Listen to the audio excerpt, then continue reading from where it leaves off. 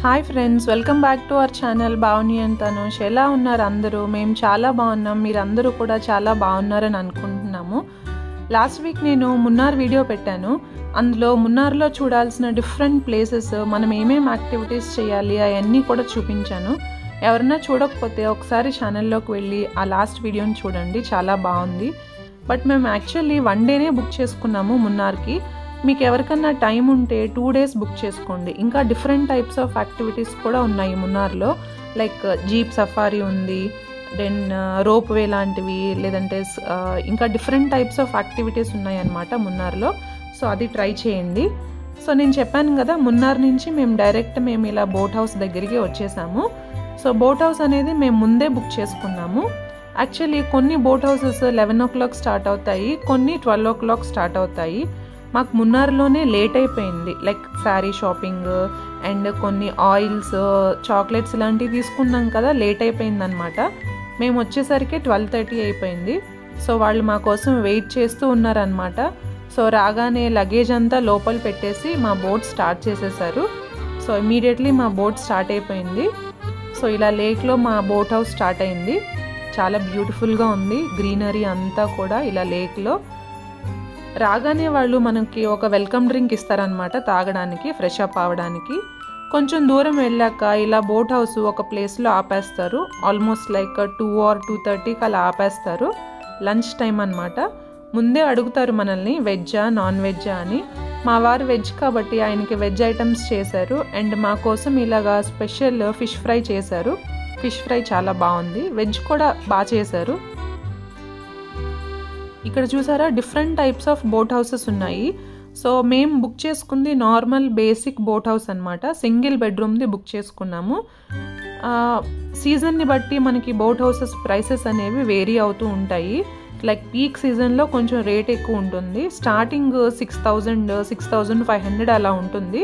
మనకి ఇంకా కొంచెం ఫెసిలిటీస్ కావాలి, లైక్ మీకు పైకి వెళ్ళి బాల్కనీ వ్యూ కావాలి, లేదా మనము పెద్ద ఫ్యామిలీతో వెళ్ళామనుకోండి 2 bedrooms, 3 bedrooms కావాలి కదా. సో అలాంటి ఫెసిలిటీస్ని బట్టి బోట్ హౌస్ ప్రైసెస్ ఇంక్రీజ్ అవుతూ ఉంటాయి అన్నమాట. మేము ఫిబ్రవరిలో వెళ్ళాం కాబట్టి కొంచెం తక్కువ ప్రైస్కే దొరికింది. అలాగే పీక్ సీజన్ అనుకోండి డిసెంబర్, జనవరిలో అలాగా కొంచెం రేట్స్ ఎక్కువ ఉంటాయి అన్నమాట బోట్ హౌసెస్లో. సో ఇలా మంచిగా బోట్ హౌస్లో మా జర్నీ స్టార్ట్ అయింది. ఈ లేక్ అనేది కేరళలోని బిగ్గెస్ట్ లేక్ అంట ఇది. సో బోట్ హౌసెస్ అన్నీ ఇందులోనే తిరుగుతున్నాయి. చాలా బోట్ హౌసెస్ ఉన్నాయి. మా అలాగే చాలా మంది ఇక్కడ బుక్ చేసుకున్నారు. చూసారా, మా తనుష్ బోట్ హౌస్లోనే మళ్ళీ చిన్ని బోట్తో ఆడుకుంటున్నాడు. ఇలా మేము మంచిగా మా ఫ్యామిలీ టైంని స్పెండ్ చేసాము బోట్ హౌస్లో. ఇలా పిల్లలతో ఆడుకోవచ్చు మనము. మేము మంచిగా లూడో లాంటివి, చెస్ లాంటి గేమ్స్ అన్నీ ఆడుకున్నాము. అప్పుడప్పుడు మనందరికీ ఇలాంటి బ్రేక్స్ కావాలి. సో ఎప్పుడు పనిచేస్తూ బిజీగా ఉంటాం కాబట్టి ఇలాగ కొంచెం ఫ్యామిలీ బ్రేక్స్ తీసుకోవాలి మనందరము. అప్పుడు మళ్ళీ మంచిగా మనకు ఎనర్జీ వచ్చినట్టు అనిపిస్తుంది. ట్రిప్స్ తర్వాత, టూర్స్ తర్వాత. చూసారా ఎంత బ్యూటిఫుల్గా ఉందో లేక్లో. ఆ బర్డ్స్, ఆ బోట్ హౌసెస్ ఇవన్నీ కూడా అందరూ ఒక్కసారన్నా ఎక్స్పీరియన్స్ చేయాలి ఈ బోట్ హౌసెస్ లాంటివి. ఈ నెట్స్ చూసారా, ఇవి చైనీస్ నెట్స్ అంట. ఇప్పుడు అందరూ ఫిషర్మ్యాన్ వీటిని ఉపయోగిస్తున్నారంట. మన ట్రెడిషనల్ నెట్స్ ద్వారా ఎవరూ చేయట్లేదు ఇప్పుడు, చాలా మటుకు. కొంతమంది చేస్తున్నారు, బట్ చాలా నెట్స్ ఇలాంటివే ఉన్నాయి ఆ లేక్ అంతా. ఇలా మంచిగా మా జర్నీ ముందుకెళ్తూ ఉంది బోట్ హౌస్లో. ఈవినింగ్ అయ్యేసరికి ఈ బ్రిడ్జ్ దగ్గరికి తీసుకొచ్చారు. ఈ బ్రిడ్జ్ దగ్గర యువతల వైపు అంతా బోట్ హౌసెస్ ఉన్నాయి, అవతల వైపు లేవన్నమాట. ఇదే ఎండ్ పాయింట్ లాగా మనకి బోట్ హౌసెస్. ఇటువైపే తిరగాలన్నమాట. ఈవినింగ్ అయ్యేసరికి మా కోసం ఇలాగా మంచిగా క్రిస్పీ పకోడా వేసుకొచ్చారు మంచి కాఫీతో. వీళ్ళు వంట చాలా బాగా చేస్తున్నారు. ఇక్కడ చూస్తున్నారు కదా, ఒక పర్సన్ డ్రైవింగ్లో ఉంటాడనమాట.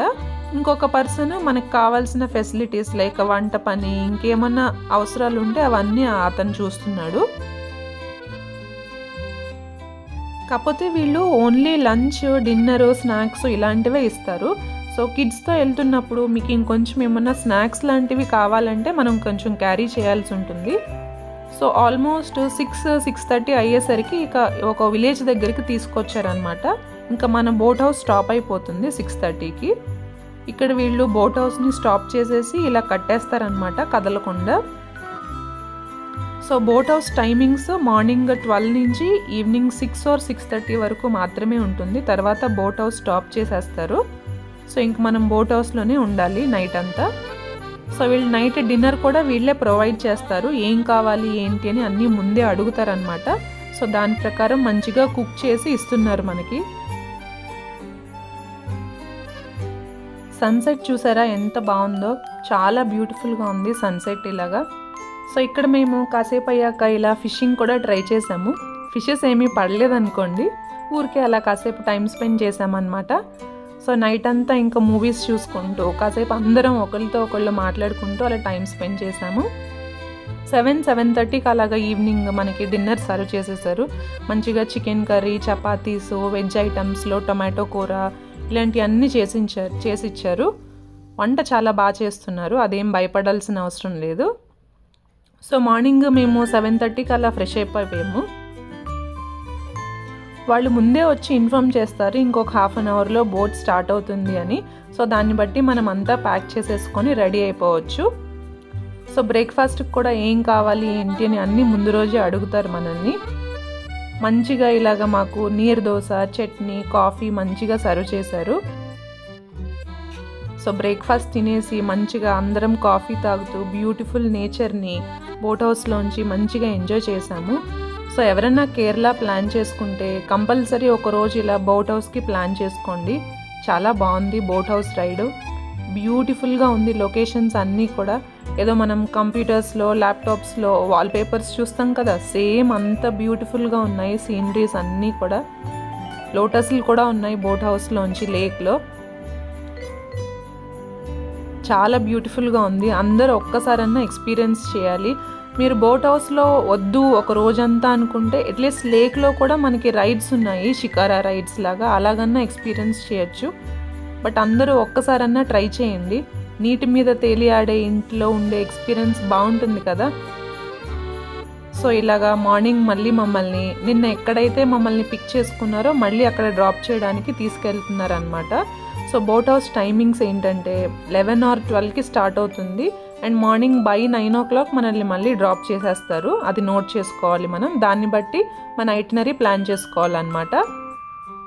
సో ఇలా మంచిగా నేచర్ని ఎంజాయ్ చేస్తూ వెళ్తున్నాము మళ్ళీ మా పాయింట్ దగ్గరికి. ఇలా మంచిగా కొన్ని పిక్చర్స్ క్లిక్ చేసుకున్నాము boat house stop చేసేసాక.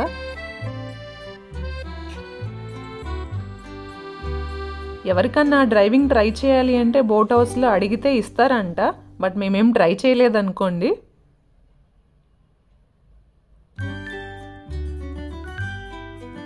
Beautiful pictures వస్తున్నాయి బోట్ హౌస్ దగ్గర.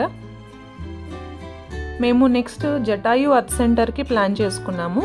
సో ఇక్కడ నుంచి జటాయు అర్త్ సెంటర్కి వెళ్తున్నాం అనమాట. జటాయు మనందరికీ తెలుసు కదా, రామాయణంలో వస్తుంది కదా, అక్కడ జటాయు అర్త్ సెంటర్ అనమాట. అంటే జటాయు పక్షి శిల్పం, అక్కడికి వెళ్తున్నాం అన్నమాట.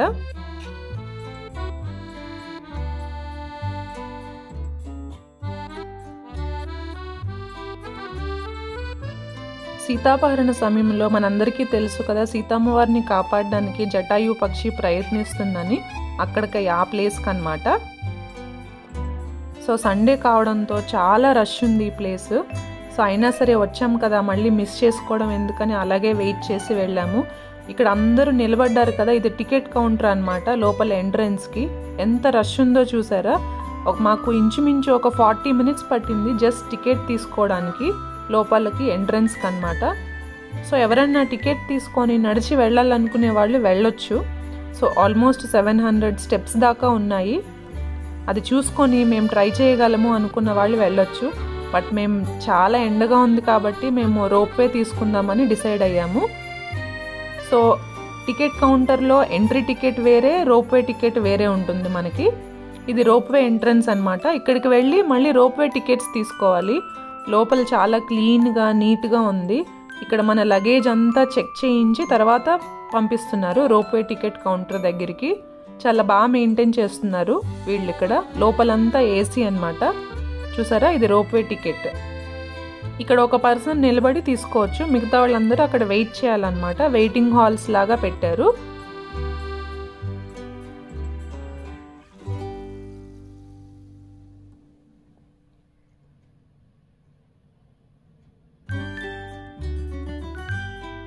ఇది గిన్నిస్ బుక్ ఆఫ్ రికార్డ్స్లో కూడా ఉంది ఈ పక్షి శిల్పం. ఇదే ప్రపంచంలోకెల్లా పెద్ద పక్షి శిల్పం. ఇక్కడ మనకి రెస్టారెంట్స్ ఉన్నాయి, స్నాక్స్ అవి అవైలబుల్ ఉన్నాయన్నమాట. వాష్రూమ్స్ కూడా ఉన్నాయి, చాలా నీట్గా క్లీన్గా ఉన్నాయి వాష్రూమ్స్ అన్నీ కూడా. సో మేము కొంచెం స్నాక్స్ తీసుకొని మా రోప్వే కోసం వెయిట్ చేస్తున్నాము. సో ఇదే రోప్వే అనమాట. రోప్వే కూడా చాలా క్లీన్గా నీట్గా ఉన్నాయి, ఎక్కువ ఉన్నాయి రోప్వేస్ కూడా. సో తొందరగానే అయిపోతుంది. ఆల్మోస్ట్ ఇక్కడ కూడా ఒక 1 అవర్ వెయిటింగ్ పట్టింది మాకు, సండే కావడంతో బాగా రష్ ఉంది కాబట్టి. సో పైకి వచ్చేసామన్నమాట. ఇదే జటాయు పక్షి శిల్పం, ప్రపంచంలోనే అతి పెద్ద పక్షి శిల్పం. గిన్నిస్ బుక్ ఆఫ్ రికార్డ్స్లో కూడా దీనికి ప్లేస్ ఉందన్నమాట. సో మనకు తెలుసు కదా, రావణాసురుడు సీతమ్మ వారిని అపహరించి లంకకు తీసుకువెళ్తున్నప్పుడు అమ్మవారు అరుస్తూ ఉండడంతో జటాయు పక్షికి అది వినిపించి అమ్మవారిని కాపాడడానికి వస్తుందన్నమాట. రావణాసురుడితో పోరాడుతూ ఉంటే అప్పుడు రావణాసురుడు తన కత్తిని తీసుకొని ఒక రెక్క నరికి వేస్తాడనమాట. ఒక రెక్క తెగి పడిపోవడంతో జటాయు పక్షి ఇక్కడ ఈ కొండ మీద పడిపోతుంది. ఈ కొండ మీద పడిపోవడంతో అమ్మవారు తనకి వరమిస్తారనమాట. నువ్వు రాముడు లక్ష్మణుడు వచ్చే వరకు బ్రతికే ఉంటావు అని వరమిస్తారు. అప్పుడు జటాయు పక్షి కొండ మీద పడిపోవడంతో అలా రాముడి కోసం లక్ష్మణుడి కోసం వెయిట్ చేస్తూ ఉంటుంది. కొన్నాళ్ళకి రాముడు లక్ష్మణుడు వచ్చాక సీతమ్మ వారిని ఇలా రావణాసురుడు తీసుకెళ్ళాడు అని చెప్తుందన్నమాట.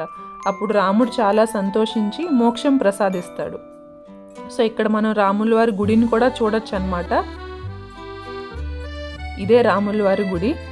లోపల స్వామివారు అమ్మవారు చాలా బాగున్నారు. ఇక్కడ రాముల వారు పాదం పెట్టిన గుర్తులు కూడా ఉన్నాయి. ఇదే రాముల వారి పాదం అన్నమాట. పులకరించిపోతాం మనం రాముల వారి పాదం చూడగానే.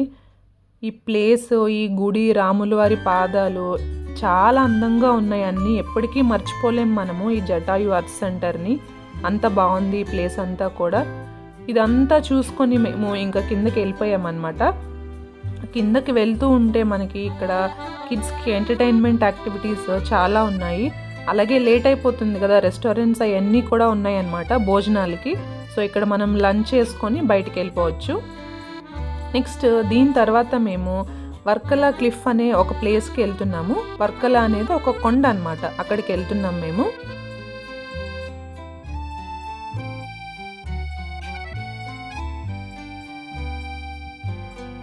ఇక్కడ కృష్ణతీర్థం ఆయుర్వేదం రిసార్ట్ అనే ఒక రిసార్ట్ బుక్ చేసుకున్నాము. రూమ్స్ చాలా నీట్గా క్లీన్గా ఉన్నాయి ఇక్కడ కూడా.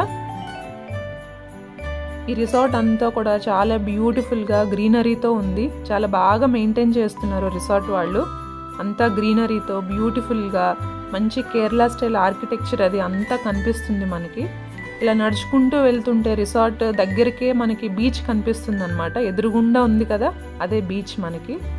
క్లిఫ్ అంటే కొండ అనమాట. కొండ పైన ఉంటుంది, బీచ్ కింద 80 అడుగుల లోతులో కింద బీచ్ ఉంటుంది.